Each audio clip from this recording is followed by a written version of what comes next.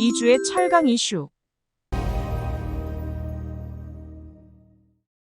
지금부터 철강TV 정규 방송을 시작하겠습니다. 포스코그룹 장인화 회장이 101 현장 동행을 통해 2차 전지 소재 투자 축소는 없다고 밝혔습니다. 지난 21일 세종시에 위치한 포스코퓨처엔 연구소를 방문한 장인화 회장은 글로벌 친환경차 시장에서 전기차는 꼭 가야 하는 방향으로 그룹 차원에서 투자 축소는 없을 것이며 시장 변화에 기민하게 대응하고 원료부터 소재까지 2차 전지 소재 풀밸류 체인을 구축하여 글로벌 시장에서 포스코그룹의 차별화된 경쟁력을 확보할 것이라고 강조했습니다. 2024년 1분기 국내 64개 철강 상장사들의 경영 실적이 뒷걸음질 친 것으로 나타났습니다. 64개사 철강 상장사의 2024년 1분기 총 매출은 22조 2,051억 원으로 전년 동기 대비 5.9% 감소했습니다. 영업이익은 6,946억 원으로 전년 동기 대비 30.1% 감소한 것으로 나타났고 1분기 철강 상장사들의 평균 영업이익률은 3.5%로 2023년 1분기 대비 1%포인트 하락했습니다. 포스코는 태풍 흰남노로 인한 포항제철소 침수가 영향을 미쳤던 2023년 1분기와 유사한 매출을 기록했고 영업이익은 증가했습니다. 반면 현대제철은 매출과 이익이 전년 동기 대비 모두 감소했습니다. 냉연업계 대부분은 자동차 생산이 견조하였고 환율 상승과 수출 증가 영향으로 매출과 이익이 모두 개선되었습니다. 반면 복면가업계는 주력 수요 산업인 건설업 침체가 장기화되면서 대부분 매출액과 영업이익이 모두 급감한 것으로 나타났습니다. 스테인리스 및 특수강 상장사들도 판매 부진과 가격 하락으로 전반적인 부진을 면치 못했고 단조업계 역시 1분기 매출과 이익은 모두 감소세를 보였습니다. 강관업계 역시 일부 업체를 제외하고 수요 부진과 원재료 가격 강세로 롤마진이 축소되어 매출과 수익성 모두 감소했습니다. 산업통상자원부가 철강 기업과 수출입 현안 점검에 나섰습니다. 산업통상자원부는 17일 오전 대한상공회의소에서 이승열 산업정책실장 주재로 주요 철강 기업과 철강 수출입 현안 점검 회의를 개최했습니다. 이날 회의에서 이승열 산업정책실장은 글로벌 철강 공급 과잉과 수요 부진, 주요국의 철강 관세, 장벽 강화 등 국내 여건이 녹록지 않은 상황이라며 정부는 우리 철강 산업에 영향을 미칠 통상 이슈에 대해 주요국과 대화를 통해 적극 대응하고 중장기적으로 국내 철강업계가 외국 철강사들과 공정하게 경쟁할 수 있는 체계를 구축해 나가겠다고 밝혔습니다. 금년 4월 H형강 수입량이 19개월 만에 최저를 기록했습니다. 한국철강협회에 따르면 올해 4월 H형강 수입량은 22,833톤으로 지난 2022년 10월 이후 가장 저조한 양인 것으로 나타났습니다.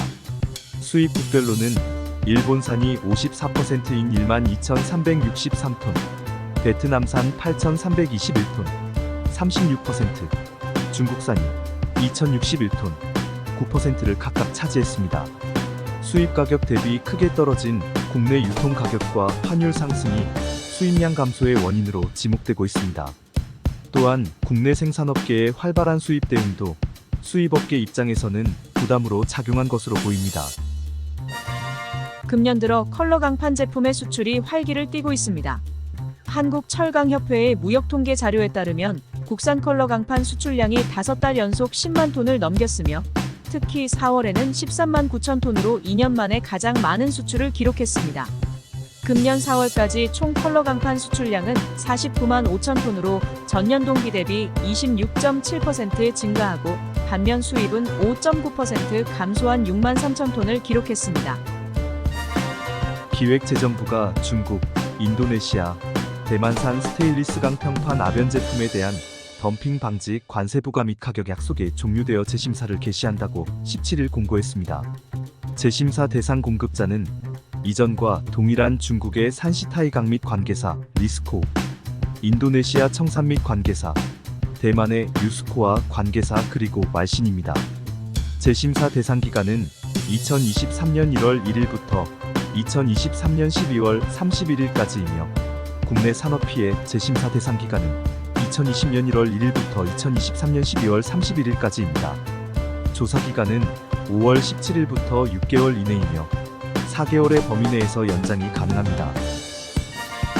포스코가 6월에도 광양 및 포항제철소 정기대보수를 실시한다고 밝혔습니다. 광양제철소는 1 냉연 공장에 이어 2 냉연 공장의 정기대수리를 6월 중순부터 약 한 달간 실시한다고 밝혔습니다. 또한 광양 1 열연 공장도 6월 말부터 보름간 진행될 예정입니다. 포항제철소도 6월 3후판 공장 정기대보수가 진행될 예정입니다. 현재 포항제철소는 지난 2월부터 4개월 일정으로 4고로 개수, 4월부터 2 열연 공장 합리화 공사가 진행되고 있습니다. 한국철강협회 스테인리스 스틸클럽이 KS 인증을 받은 스테인리스 제품의 사용 확대를 위해 건설 현장 스테인리스 부적합 사용 개선 사례 신고 포상을 실시한다고 밝혔습니다. 스테인리스 건자재는 KS 인증 제품 사용이 필수적임에도 불구하고 건축물에서 눈에 띄지 않는 부분에 소량 적용된다는 이유로 설계 및 감리사와 소비자들의 관심도가 낮은 것이 사실입니다. 근본 신고 포상은 건설 현장 내 KS 기반의 국산 스테인리스 건자재의 올바른 적용 문화를 조성하기 위해 진행되며 건설업 감리 및 공사 품질 관리 업종 종사자 등이 신청할 수 있습니다. 미국 상무부가 한국산 대구경 강관에 대한 상계 관세 부과를 유지하기로 결정했습니다. 15일 미국 상무부는 한국산 대구경 강관에 대한 상계 관세 조치가 취하될 경우 상계 가능 보조금 지급이 지속될 가능성이 있다며 한국 업체의 상계 관세 부과를 유지하겠다고 밝혔습니다. 캐나다 철강 생산자 협회가 최근 미국이 중국산 철강 알루미늄에 대한 관세 인상을 발표한 것에 발맞추어 캐나다 당국도 적극적인 조치를 취해줄 것을 촉구했습니다. 캐나다 철강 생산자 협회 캐서린 콥든 회장은 14일 성명을 통해 우리의 무역 파트너인 미국이 새로운 관세와 무역 규제 시스템을 강화함에 따라 캐나다도 이에 보조를 맞추고 중국 및 기타 국가로부터 불공정하게 거래되는 철강 수입을 방어하기 위해 새로운 도구를 마련해야 한다라고 발표했습니다. 캐서린 콥든 회장은 캐나다는 반덤핑 조치에도 불구하고 지난 10년간 수입량이 넘쳐나 캐나다의 일자리와 투자를 위험에 빠뜨리고 있다라고 주장하면서 미국의 무역 규제 강화에 따른 철강우의 수입 방지를 위해 미국과 더욱 협력해 나갈 것이라고 밝혔습니다. 미국에 이어 유럽연합 EU도 중국산 저가 전기차에 대한 대책을 수립 중입니다. 21일 우르줄라 폰데어 라이엔 EU 집행위원장은 파이낸셜 타임스와의 인터뷰에서 중국산 전기차는 과도한 보조금 혜택을 받아왔다. 반드시 대응해야 한다고 말하고 저가 중국산 전기차가 유럽으로 밀려 들어오는 것을 감시할 수 있는 장치를 마련하고 있다고 밝혔습니다. 그리고 EU가 마련하고 있는 장치에는 미국이 계획하고 있는 100% 관세 부과보다 차별화되고 표적화된 접근 방식이 될 것이라고 말했습니다. 관련하여 지난해 중국산 전기차 수출에서 차지하는 EU의 비중은 전체의 36%로 중국산 전기차가 수출되는 다른 시장 5곳을 합친 것보다 많은 수치인 것으로 나타났습니다. 철강인 여러분들과 함께하는 철강TV